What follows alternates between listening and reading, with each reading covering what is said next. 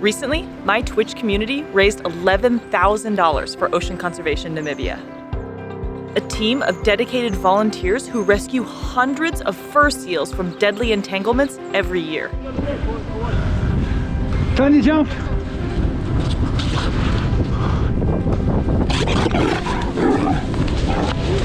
And I had the privilege of interviewing them for this charity event. In case you missed it, here's what they had to say.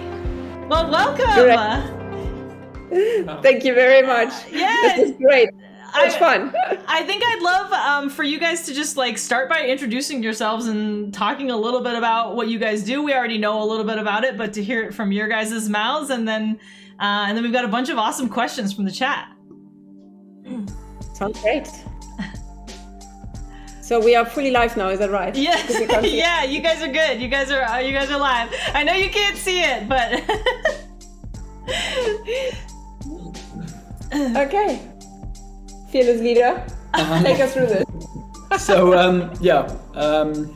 Naude, like you were saying earlier with the name, like no idea. We are Ocean Conservation Namibia, and we firstly thank you so much for having us today. This is really, really cool. We're just completely blown away. We've been loving the thread so far. It's been a lot of fun checking what everybody has to say. It's our first time on the platform, so it's a little overwhelming, but yeah, it seems really cool, and we're really appreciative. Thank you so much. Yeah, no, we're super happy to have you. The chat is asking already, where's Tony's top knot? But I think it's there. It's just a little lower than usual. It is there. There we go. We affectionately have little nicknames for you guys, and we do sometimes refer to you as Top Knot Tony. So, but it's out of love. Hey. Oh, there's another $20 donation just came in. So awesome. Okay, just we have been following the chat since the beginning. So do you want to take a guess who's wearing shoes today and who's not? Oh, we get to play shoes or no shoes? Okay, guys. Okay, chat. Put in your predictions of shoes or no shoes. Did you guys stack the game against us, though? Okay, this is exciting. We're going to get flagged for putting people's bare feet on the stream, and they're going to be like, what is going on? This is a live shoes or no shoes. And so the predictions are coming in. Let's see. It looks like so far people are in the no shoes category. Oh no, we've got some serious bets coming in for shoes. Oh my gosh. This is exciting. Okay, we'll ask a few questions, and then once that prediction is done, we'll have the big toe reveal. This is not meant to be weird. Now it's getting weirder as we're talking about it. So welcome in, guys. We've been big fans of you guys for a long time. We watch all of your videos on stream, and we love what you guys are doing. I've actually I've done rescue and stuff like that, but it's very different than what you guys do. And so that's, I think, what makes you guys super special. How big is the team? We're actually quite a small team. Yeah. Naude and I, we are co-founders. We started Ocean Conservation Namibia about two-ish years ago, and then Tony joined the team pretty much right from the get-go as well. It had a lot to do with Corona. He was actually stuck in Namibia. He just came here to help out a little bit, and then he was stuck here. And luckily, because we had nothing else to do, and that's really what kickstarted us so much. So that was great. And then, so for the first year, it was really just the three of us, just trying to make this work. We started from absolutely nothing. We had a couple of hundred subscribers on YouTube, and we didn't have Facebook page or Instagram and all those things. We really absolutely started from scratch. But we also felt, as horrible as the pandemic was, it was for us also a great opportunity to really focus on what we actually wanted to do. So that's what we did. And then, of course, we realized that we've got way too much work and too many entanglements, and we needed to grow our team. And then Denzel was, we've been working with Denzel for a long time through our kayaking business. Okay. And so he's always been used to seals. He knew the area so well. So instead of kayaking, we just said, listen, just rescue seals instead. We had no idea how good he would be at that. We didn't know how far he was, and we had no idea about his eagle eyes. So that was really, really fortunate. So that he joined us somewhere in the first year as well. And then Wally and his wife Kat joined us about a good year ago. They lived abroad and then came back to Namibia, and that was just perfect. Yeah. And then a few weeks ago, we've got actually a new addition to the team. We haven't really mentioned her much. Her name is Angela. She is very much on the social media side as well. She's a political scientist, so she's just like me. She's also not going to be on the rescue side. So she's now the newest team member, and that's pretty much us.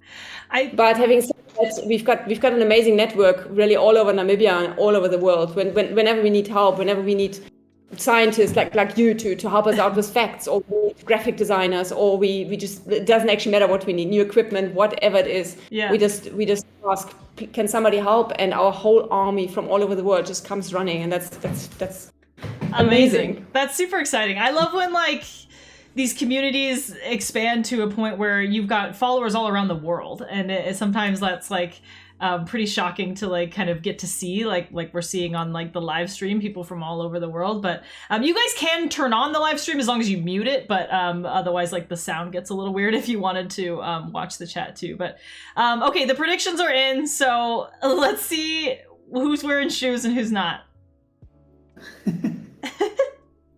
Come on, boys. I've never had a live stream like this before. Oh, there we go. No shoes. No shoes. Dude, we should have known it. We should have known. They're not going to wear shoes. They don't wear shoes when there's seal poop all over the place. They're not wearing shoes. No, it's summer here. We don't if we don't have to wear shoes, we really Yeah. But I do feel like, Katja, I do feel like I've seen you on the beach in some of your videos sometimes before, doing some film work or anything like that. No, I've gone out a few times, but to be honest, I'm fairly useless out there. My I don't have eagle eyes, so I don't spot entanglements like they do. It's an absolute miracle to me how they do that. So I do go out when I can, which is normally just on the weekends every once in a while. But generally, I'm just really behind the scenes, and definitely behind the scenes. We've got so much and so many requests and so many questions that need to be answered all the time. So you've probably seen Kat. She's Wally's wife. Oh, okay. So we often get confused, and I'm like, for me it's great. She's about 12 years younger than me. So there you go. Awesome. But she is whenever there's space in the car, she comes out. She does quite a bit of the filming out there, but that's not me, unfortunately. Yeah. That's okay. You can take the credit. She's not there, so she's not here right now, so you can take the credit. And so as you mentioned it though, like, how is it that you guys do spot the entanglements? Like, what are you looking for? We spend hours on the beach behind binoculars. Like on a sunny day, like the last days, you come home with, I don't know how much welding you've done, but like arc eyes after been welding all day. Like your eyes I don't do a lot of welding, no, but yeah. But so we spend a lot of time with binoculars, just scanning, just looking for irregularities. You're just basically looking for anything sticking out that doesn't look like seals have now round curves everywhere, and anything that's a straight line that looks out of place, out of sync. You're looking for all the easiest always to see like something like a bright white strap, but often they're recessed into the fur, or a bundle of lines sticking out, or a bright net. But it's usually not that simple. It's seeing a sort of an indentation on the seal's fur, and then again, like everybody trying to focus on the same seal, and then the issue is like, okay, so you see that group of seals there, he's in there, 7,000 seals. Yeah. It's behind the brown one or next to the one that's yawning. It gets really difficult to coordinate. Amazing. And then, basically once we sort of have consensus that there's actually, we can see a tag, or it looks infected, it looks like there might most likely be something in there, then we just proceed. Cool. And like we have a lot of logistical questions because I think I do have a strong audience in US and Canada, and there's a lot of like when we go out to do entanglements for the various like aquariums that I've worked at, there's a lot of like government permits and all these things that have to take place, and I could have gathered from your videos that that's not like there's no red tape. You guys are good to do this kind of thing. We're actually a little bit in a gray area. So we're not actually sure if we are allowed to do what we do, but we decided it's better to ask for forgiveness and for permission. There you go. And the biggest obstacle at the moment is actually posting it on social media.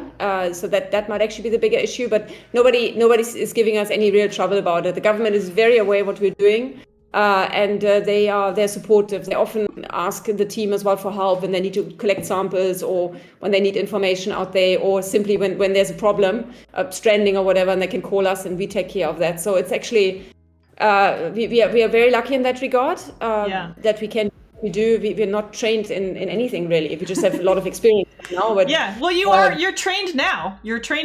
So yeah, we're not biologists, we're not veterinarians or anything like that. So this is very much learning by doing, and they allow us to do that. But on the other side, there's also the problem that there's no one else we can actually involve. If there's a problem, if we take care of it, or actually no one. Yeah. So that can be very frustrating at times, when there would be solutions to make things easier or to really make a difference, and there's not always a response. It's difficult. Namibia is a proper third world country, really beautiful and very peaceful, but still third world.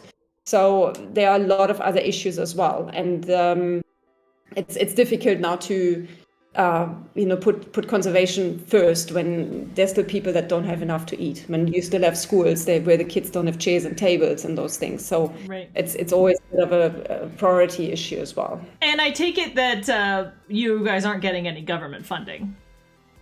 No, we're not expecting to. No, we haven't asked them either. And to be honest, because we had from the very earlier into our organization, we had such a massive social media reach. We are actually fairly well supported. I mean, look at you. You just also came absolutely out of nowhere, which was so nice, and just offered to do this for us, which is absolutely amazing. And because of that, we can our funding is secure. We're not fancy people, and our main expense really just for everybody who works here, a little bit of petrol, car repairs. Yeah, don't need to spend a lot of on shoes, so that's nice. Exactly. Yeah. Hey, Every once in a while, we've got a visit to the emergency room. Otherwise, I feel like I've seen Tony has a lot of the injuries. Is that like the tally? Is that like Tony's probably most injured on the team? You should have gone to the emergency room this week, actually. What about Nadia? Yeah, no, you should have gone this week. It's been a bad week for bites. Yeah. So I have a specific question about bites because there's one right there. So Tony's is too high up. He's not. Yeah, don't worry. It's not quite that kind of a stream, but when we take getting bit very, very seriously, because they have like a horrifying bacteria in their mouths that is really, really bad. So what are you guys doing to treat those? You're just bathing in peroxide? Okay. No. Okay. Keep on going. Yeah. No, we like this year, the salt water has to do the trick. Yes, we've got quite a comprehensive first aid box. We will try and flush it out with saline solution first, then really flush it out with iodine, like a liquid iodine, and then wrap it up. If it's not like hospital bad, we'll carry on doing rescues. If it's hospital bad, we'll just try and get as clean as possible on site. Then go to the clinic, and they will then flush it out and dish out antibiotics or whatever they need to. But we're also backed up on tetanus shots, and thankfully nothing too bad has happened yet that's really put us out of action for long, but touch wood. Yeah. But no, we contrary to how it may look, we do actually exercise a lot of caution out there. We are very cautious. Nobody likes to get bitten, and there are a lot. We've had a couple of lot closer calls, and it's also a big thing why we don't bring everybody wants to come and volunteer, but it's such a risky thing. Like we can't hold the risk. First, if we having a good day on seals, we don't have to race back because some intern's missing 3 fingers. Yeah. No. But, yeah, you guys might get the government intervening if you start losing intern body parts on the beach for sure. No, so, but no, we do. We've got a very good, to get back to your question, good first aid box, and we do as much sort of immediate cleaning and prepping as we can. And if we need to call it, then it's not an issue. Yeah. Okay, amazing. So you kind of went through like how you guys all met, but this all started from like your kayaking company, right? Yeah, about around 10 years ago, we were out there all the time kayaking, and a colleague and I saw a seal that was covered in a big piece of trawling net. We grabbed him on the kayak, dragged him to the beach, and cut him loose.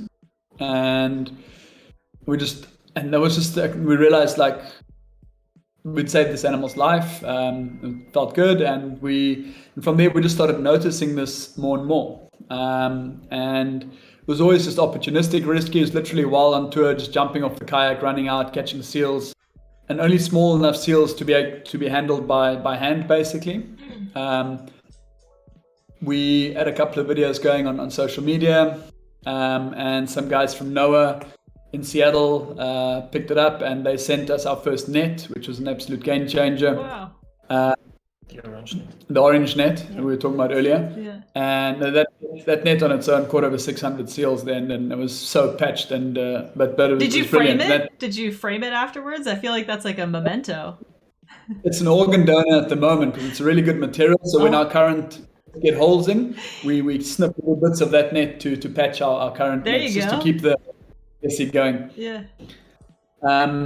And yes, with that, once we got the net, we actually started for the first time doing like targeted, actually going out and looking for entangled seals, not just opportunistic.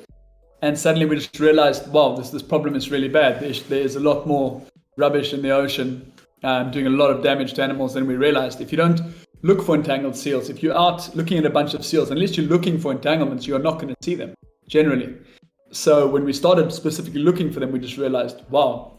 And Katja and I sat down, and she just basically one night said, listen, why don't we've got a bit of a social media reach, we've got a following, like why don't we just take this further? The seals are just our you say like not a place. Yeah, they put a cute face to a much bigger problem. So our bigger is to raise awareness, but and that's basically how Ocean Conservation Namibia was born. Yeah, that's it's amazing. Also when you're in a place like Namibia, when there's an injured animal, an animal that needs rehab, but Namibia doesn't have rehab facilities, so there's nothing you can do, and the only thing that people come up with is that you take it to a vet and have it put down. So it's been a thing for us for many years, even before that, to just do random rehab. We always have random animals in the house. There's always something. So it wasn't really a surprise that we went into conservation. Yeah. We even had a baby seal here once at the house, but it's very difficult with them because they're so small and they really need their mothers for quite some time. And this little thing had pneumonia, so it was actually really sweet. The kids asked if the baby seal can sleep in their bed at night and if they can keep warm, and it was very. And we already knew it's not going to end well, but it was. It was never boring. Yeah. Actually. We've got the chat is going crazy. They're like, is there? Oh, look it! This is little Noodle. Oh my goodness! Adorable. and Tony, will you just hold? There's little. Oh. There's Ash. So cute. Well, those are your cats now. So those are just very, very regular rescue animals. Yes. But they're This one was found next to a main road. She was about 3 weeks old. No sign. A couple of days old. No, it's what. But no sign of any parent whatsoever. And with all the traffic there, they just it ended up with us. The other one was found on a fishing yard with lots of cats, wild cats, feral cats running around there. And they need to put an end to it because there are too many cats running around. So this one also would have not made it. So they called us. And once you get known for one thing, you're known for it all. That's what you guys are doing. Thanks, Nina. So that's quite something. You see, now you're meeting the rest of the family as well. There you go. Everybody, it's a full endeavor. That's awesome. There's Molly. I find that so kind of liberating in a way. I feel like with the there's a time and a place for governments, and there's certainly like a lot of you wouldn't want everyone trying to do this sort of thing, but it's also really nice to not have to jump through hoops to get results, and I feel like that's why you guys are able to rescue like 500 animals a year. Is that about average? Well, last year's was 600 seals each year, and this year so far we are a little bit ahead, so we will see where it goes. It's we don't know. That's a real question actually. Are there more entanglements, or are the rescues just better at it? Are we just getting better? So it's we gonna bring right. But it's doubtful that it's going to be any less. Yeah. So I don't think it's going to be much less. Yeah. Unfortunately. That's crazy. We're putting your link here in chat because everybody is obsessed with those T-shirts. So I guess we can get them at your Teespring or your Creator Spring. Okay. All right. That's good. That's going in the chat because those are pretty fabulous. Your own merchandise? No, this is just it just says it's my sister-in-law bought it for me, but it's like, I just want to drink wine, save animals, and take naps. And I was like, that's actually really appropriate for today. So I think that works. That sounds great. But that's awesome, and that answers a lot of our questions, because a lot of times when we watch your videos, people are asking because they see because I've shown them rescues that I've been on at the aquarium, and we've got a vet and there's a dart and like all this stuff, and it's pretty crazy, and they're always asking why it's not like that there, and I think that answers a lot of those questions. But so I think in a lot of ways it probably be nice to have a vet, but at the same time ain't nobody got time for that kind of a thing. But like we talked about too earlier in the chat, like that saltwater and these animals are just so resilient that it's you give them the best chance that they can get, and their bodies are going to do the rest. And a lot of times they're trying to heal over and survive even with these entanglements on, which is just crazy. We've honestly never seen, we're covering the beaches all the time, and we've never seen an animal dead on the beach that has been freed by us. Not saying it hasn't happened, but we've seen animals dead on the beach that still have the entanglements that we just didn't get to. Yeah. And we see hundreds every year of whenever we talk about recapture, so animals we can see that we've dealt with before, that we've freed up. Yeah. We know this works. For them, we've seen some recaptures that have come back from the absolute brink of death, like animals you really don't see any chance for. They're down almost to the bone, and in an ideal world, we would have these big teams of vets. As you say, we'd get a lot less work. Yeah. And so it's almost like like in this case, I think that you guys agree, like the volume of the animals that you're giving a chance is higher than what would be, maybe a slightly higher success rate if you had a few more vets and other like high tech resources. But I think that I honestly don't think it would make that big of a difference, just based on these guys and how well they do after this type of thing. Is just like, they're just incredibly resilient animals. They live in the ocean, and it's not pretty out there a lot of times. No, and I do think some of the animals we've seen recovered have been so bad that a lot of vets probably would have called for euthanasia. We just don't have the luxury of that option. We're not going to do it ourselves. We're always going to give this, and they've put through. So that's awesome. And so you guys just started posting on YouTube. You were like, this is I think maybe people will want to watch this, and then 650,000 YouTube subscribers later, or even like close to 700,000 now. That's insane. As somebody who's trying to be on YouTube. we were lucky. I mean, that we didn't know where this is going. We just, when the pandemic hit, it hit us very hard because obviously our whole existence was gone from one day to the next. And again, being in a third world country, you're coming for your house, figure out things.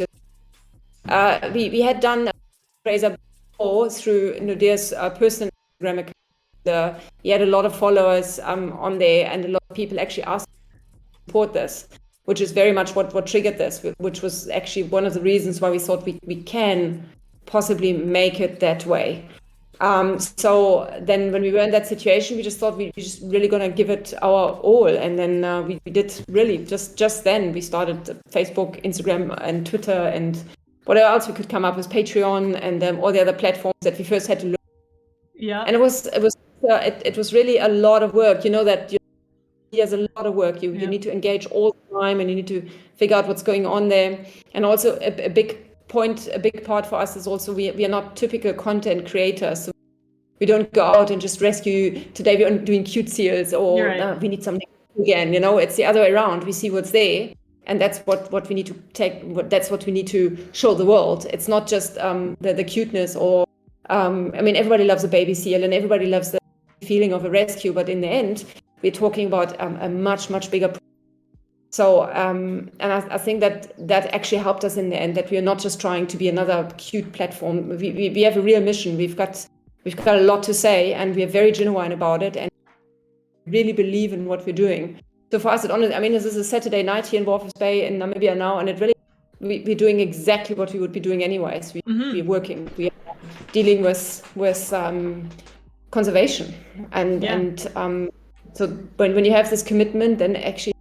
All of it is easy. There's so much potential for groups like us who want to go into conservation. But it really doesn't matter if you want to start a page about just picking up beach rubbish. I'm sure you're gonna find the people who will fund you, because there are a lot of people sitting in offices or very far away, and they can't be part of the movement themselves physically, but they're happy to support that. Yeah, and that's a really big. Yeah, absolutely. Really I mean, and especially for helping animals, there's always a big, a big following for that, no matter where you go. We fell into the beginning of the pandemic when all of a sudden, obviously, very big subject again, and we're realizing maybe it's not a good idea to take a living space away from animals even more, and I think that also helped us. Craving for conservation. There was a craving for helping animals. Well, and everybody was trapped at home consuming YouTube content, so that helps a lot too. Yeah, it worked really well.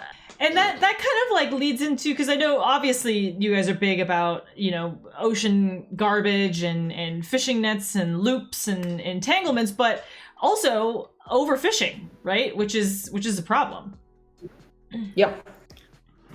Yeah, it is a huge problem. I mean, and it's like twofold, right? Because those are your gill nets and all of your other like really nasty entanglements as well. It's all being lumped into this issue of not sustainably fishing. So yeah, and that's been a big message on our channel too. Somebody here too is also asking, because we've heard that the beaches are kind of like hard to get to. Like, are they like surrounded by like deserts and things like that, and just maybe like a little bit difficult to get to? Is that a big challenge as well? Yeah, we've got a very, very long coastline that is simply completely restricted, and you're not allowed to go there.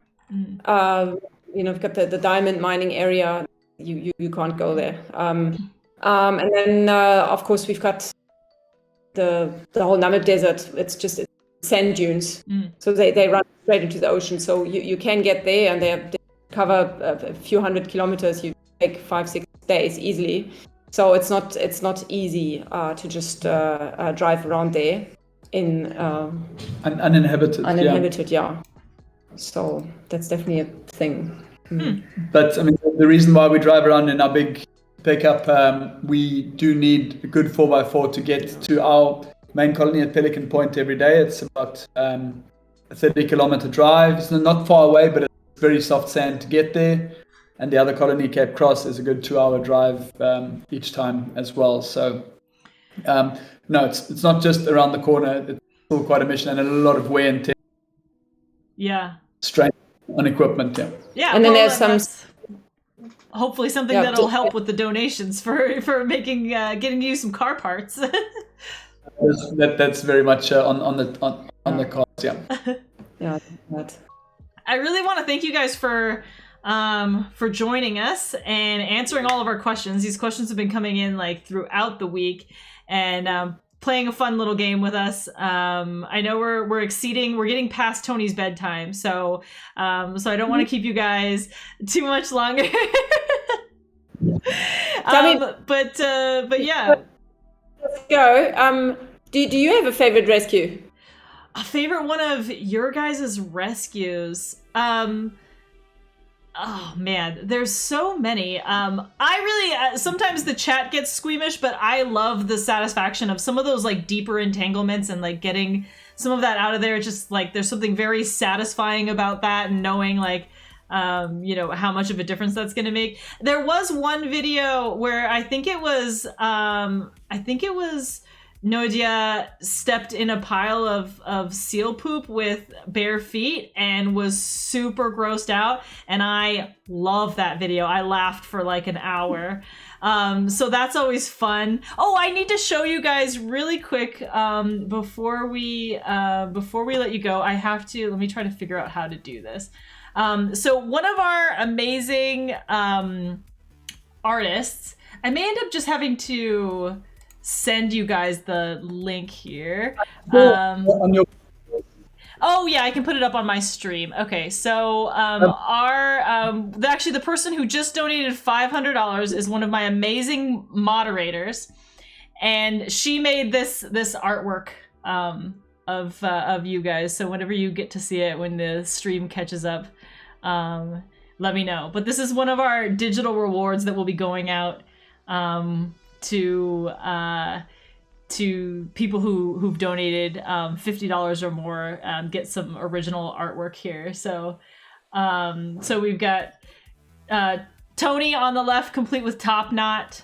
And then we have Katja in here, but obviously she doesn't always go on the rescues. A nice deep entanglement here. That's for me, satisfying.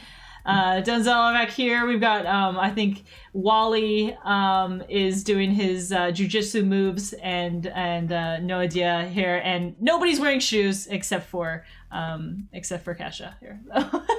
You still doesn't seem happy, huh? Well, I don't think they're ever really happy at this point, but once you take the hand off the neck, that's when they become happy, I think, usually. That's great. That's very cool. This is awesome. very, very cool. Cool. Cool guys. Well, we've still got, what is it now? 9 more. Wait, how many more hours of streaming? Where are we at? I don't even know. We've been at this for 3 hours, so we're doing 9 more hours to go. But I know you guys are getting ready at the end of your night, so I hope you wake up to a lot more donations, and we'll keep it going. We'll still be on the chat thread for the next few hours, probably. So I just want to say that I saw earlier that quilt work, that Ocean logo quilt. Yes. You made that. That's really cool. Beautiful. Yeah, so that was one of my followers, Kiwi John, and their partner made that, and we hope you guys don't mind. I told them it was fine to use the logo since it was just a one-off little thing, and obviously they're not selling it. It's just going straight to somebody who donates some money. So a lot of really cool rewards, and super excited about some of the stuff that's going out. So yeah, and it's kind of nice, serendipitous. You guys were on stream when we met our first goal. I'm going to adjust that so we have some stretch goals, and hopefully hit some big numbers for you guys. So if anybody, especially with our merchandise, to reciprocate thanks and show everyone. So please send us messages, tag us in your posts if you're showing off any of them.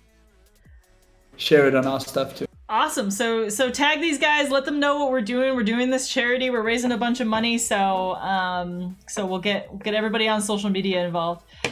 Well, guys, thanks so much for joining us, and thanks for all that you do.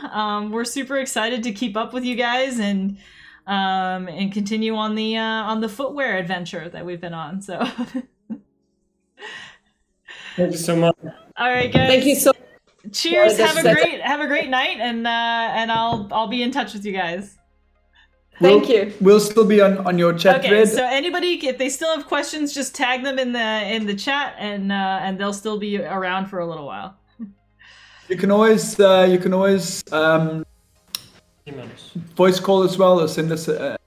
It's really appreciative of this. We're not just gonna dine and dash. We're not running away. Of course. All right, thanks, guys. Have a good one. That was super fun. What a just amazing group of people, eh? Like, so awesome. So awesome to find these amazing organizations and be able to help them, you know? And just like little by little, everybody just giving. Yeah, go subscribe to their YouTube channel if you haven't already. I'm sure most of us have. Oh, beans. Yeah, definitely. Sorry, there was a couple sound issues. Some things were cutting in and out, but it was overall, like, that was just absolutely amazing. Super cool. Okay, so that was fun. And I was a little starstruck, but I think I held it together. Did okay. But yeah, I mean, they're big. That's like hero style. Was I really fangirling that hard? I felt like I kept it together pretty good. Oh no. Well, now I'm embarrassed. See, D-Fire's blushing too. Oh, look who's here. Oh. I was a tad nervous, yeah. Well, and it was just like trying to make sure that like they could see the screen and I could see them and you could see them. It's like, it's a bit much. Honestly, I need a third monitor. To keep track of all these things. Oh, that's good, Twilight. Well, I almost feel like I know them. Like, we get to watch their life through the videos and experience what they're experiencing, and it's like, you know, it's pretty amazing. I've put links to their YouTube, website, and ways that you can support down in the descriptions below. And I'll catch you next time. Cheers.